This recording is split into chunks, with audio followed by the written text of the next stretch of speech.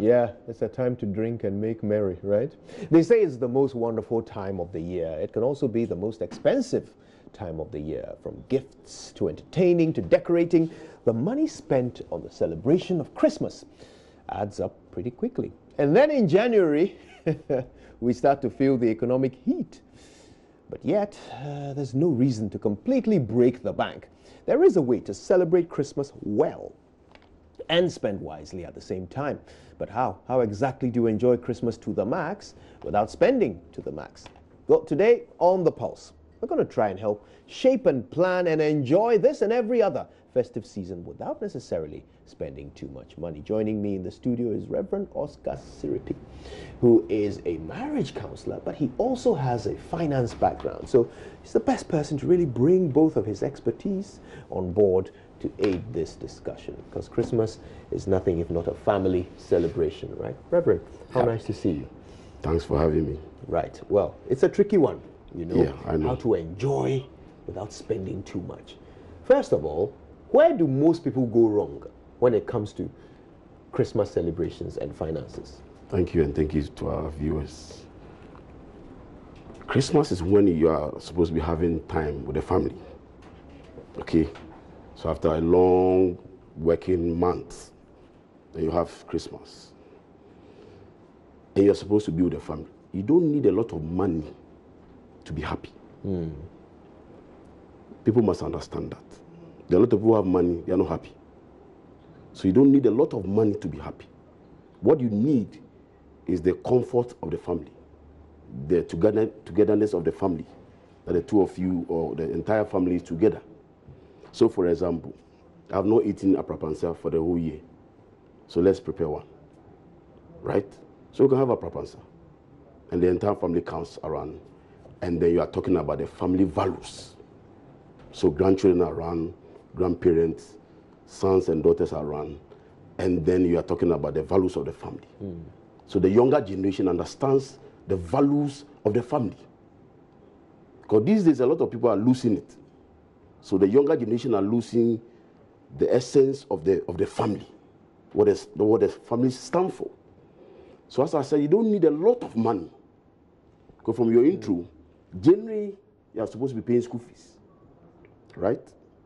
So if you spend all the money celebrating Christmas, and then come January, you are unable to pay school fees, then what have you done? Because the same people you are spending the money on during Christmas are the same people you want to prepare for the future, right? By giving them quality education. And quality education costs. So if you are spending the same money on them for Christmas, then yes, you are saying that you consume your future today instead of sacrificing today and having quality education in future. So yes, you can have Christmas in a moderate way, and everybody can be happy. Right. You don't need to spend a lot of money. There are certain expenses that come with Christmas which, first of all, are unplanned, but also, well, unavoidable. So, for example, people are going to come and visit you. People you haven't seen all year will pop around your house, Yes. hoping that they can get some jollof rice and chicken. Fantastic. You can't really avoid that. But even the jollof rice and chicken, we are eating it every day.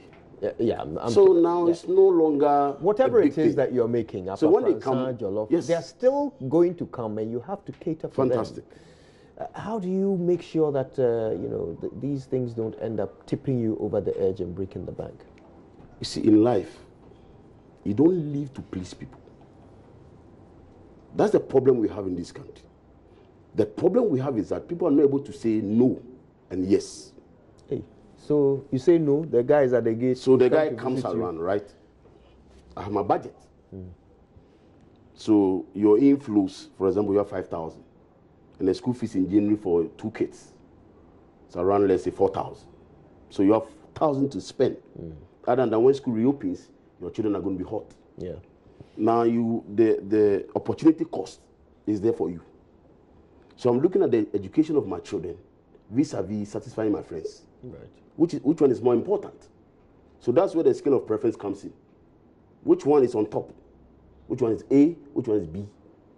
So, Reverend, what I'm asking So for your is friend that comes the practical in, tip. Yes, He's at the gate. Yes, What so do the guy do? comes in, and I say, look, I have a prapansa. Let's come and eat. I don't need to go and cook for you. Or now, today we are here, we have water, or we have some soft drinks. Sit down, let's converse and drink. But if you want to impress people, right, that's when they are coming, then you have to spend. And you know, I've given one example, but usually the practicality is that it's more than one person. Yes. Probably 10, 12, 15 people so they are over the coming, Christmas right? period. So I share with you what I have. And when Because you I have a budget. And when you run out, when it's finished, we are done. Because I have to go and pay school fees in January. So which one are you? You see, this is where people have become corrupt. This is where the problem is. And that's where people are giving gifts during Christmas so that January or the next year, they can have contracts. They're influencing the system. And that's why we go to church. I'm a Christian. But I have a problem with the alarming rate of corruption, where we say 70% of Ghanaians are Christians. So where is the corruption coming from? So for example, today's Friday. A lot of people are at the mosque, right? From tomorrow, Saturday, we are going to have services to Sunday. 3 services, 4 services. Why is this nation so corrupt? They're coming from some of these things, where men want to please other people. So Christmas is contributing to corruption? Yes, because your what you have is 5,000, as I said, for example. Or you have 20,000. And you have to know the bigger your income, the more friends you have, the more responsibilities you have, right? And that's what sometimes people ask. Why is it that the people who have the money, most of them are corrupt? You see, because they go beyond their expenditure and they want to impress people. I'm not saying don't have Christmas, right? But be moderate. Because there are other things to be met. If you have rent, you are supposed to be paying from the beginning of the year. And sometimes the landlords and landladies, they wait. When the year ends, from January, they say, give me another 2 years. Other than that, you leave. Now, if you have all those expenses around, and your inflow is, say, 5,000, you must also look at your expenditure. Right. If your expenditure is becoming more than your income, then there's a deficit. So your tip for those who want to have a good Christmas without breaking the bank is make a budget and don't exceed it. Yes. Right. And you can make, let's say, 5% contingency. So you have 5% contingency for whatever that will come up. Beyond that. What about gift giving? What would you advise around that to make sure people don't you give what you have. Right? You give what you have. So don't go out and buy anything. So if I have, for example, and those things must come from your budget. So 5,000, 10,000. 5,000 is going for school fees next year. So we have 5,000 to spend. And you must also know that January is very long. Because you have taken all the bonuses, you have taken everything. So when the money finishes, it means that from January 1st to say 25th, no income. Unless you go and steal. And that's what a lot of people do. And that is why we are corrupt. Because at the end of the day, you spend all the money pleasing men. I'm not saying don't give gifts. It's good to give, right? The Bible says that give shall be given unto president, shake it together and run over, shall men give unto. It's good to give. But give what you have. You cannot give what you don't have. Right? So if I have a budget, live with a budget. Be financially disciplined. A lot of us, we are not financial. Our problem is that we are not financially disciplined. So the guy is earning 1,000 Ghana, but he wants to live like a king. So where are you going to finance the deficit? Then all those things come in, right? So live with the budget. Know what you are looking for. Don't live your life to please men. Of course, give. Spend time with your family. This is not the time for you to be buying things for issues outside the marriage. And if you are not married, you mean stick to one. Side chicks and side stick men. to one. Okay. And then spend within your means. I'm saying that if you don't do that, from January 1st to say 25th, no income. And you have to be depending on the bonuses and all that you have taken from your employers.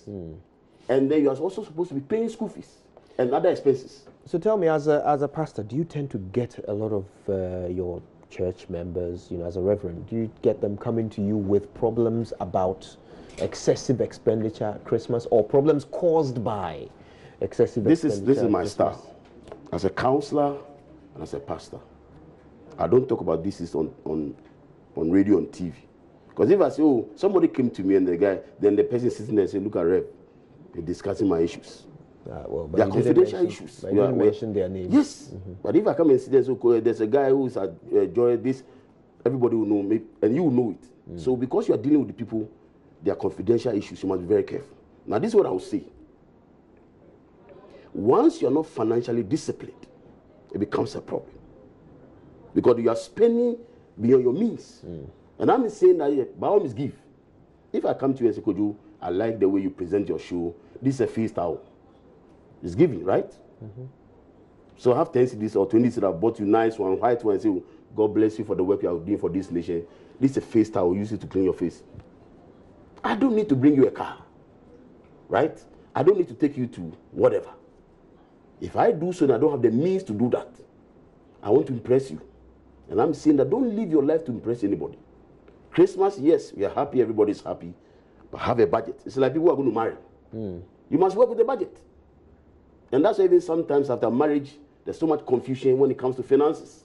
Because people borrow, people go and steal. So whatever you are doing, like here, we are working with time. I can't come and sit there and be talking the whole day, right? So they say, okay, you have 5 minutes, 10 minutes, after that you have to leave. Right. So leave budgets, know your income flows, and so you can manage your expenditure. Does it help to plan further in advance? It is. Yeah, I mean, how early should families start planning for Christmas? From now, the last quarter of the year. Start buying small things, right? The dresses for the young, the children, the things that you want to give out. If you do so, if you're able to plan that, you realize that in December, the stress level on you goes down. Because then you have done some work, right? You bought bags of rice, the oil, because Christmas is about oil, rice, and all those things, sugar, those sugary things. So if you start planning now, you realize that in December, there's no pressure. And you do the rest that you can do. And for those of us who are Christians, God has done so much for you. Go to God and show appreciation for how much God has blessed you. And this is where sometimes in the church, we make mistakes. We want to go and impress pastors. So those who have 10,000 come. You see, all these things contribute to the corruption. But every church does this. I'm sure even your church. Yes, and I'm saying that, you see, that's why I said we must be very careful. Because then people want to impress men. Right? When Jesus was taking the offering, or was looking at the offering, the woman who came with the least, and he said she has given her best, because that's what she's got. Yeah. If it's 1 CD you can thank God with, praise God. Right? So don't go and overstretch the family. And go and impress the church. Because as Christmas is coming, if you don't have anything for your pastor, praise God. You don't need to by all means go and give a gift to the pastor. Because you see, business sometimes goes down and sometimes you're up. Yeah. So there are things that comes, you've not planned for them, they come. So if you're able to give to your pastor, praise God. If not, thank God and move on. It's not by force that Christmas is in. I have to go and give something to pastors. I have to give to elders and deacons. If you don't have the means, God knows it. But you see, all these things contribute to the stress. So Christmas is coming. And sometimes when people come, they are depressed because they weren't able to give gifts to the pastors. But you see, calm down. Do what you can do. Christmas will come again next year. Last year you had Christmas. Another one is coming. If by the grace of God you are alive, thank God for what He has done for you. And I'm saying that plan your life. Because there are people who are depending on you. Right? You have children, you have other people, nephews. They are more important than the chicken you're going to buy. Bless people with it. Give gifts. I'm not saying don't celebrate Christmas. That's what I'm saying. But you can be moderate. You can even take the family out to beach. If you are going, you cook your rice, whatever, something nice. You go to the beach, you go and sit there. And sometimes you have to take that time off and rest. Because I know those of you in the media, 5 a.m., 3 a.m., people are up. This is a time for you to sit down, relax, be with the family, and pray together share good time together. You are refreshed for the next year. Spend Christmas by all means, but have a budget. Wow, I think that's a great place to end it. Reverend Oscar Sipiri, thank you so much for all of your insights. I hope that forms a foundation for us to strategize for Christmas. We're certainly going to enjoy it, but we're not breaking the bank.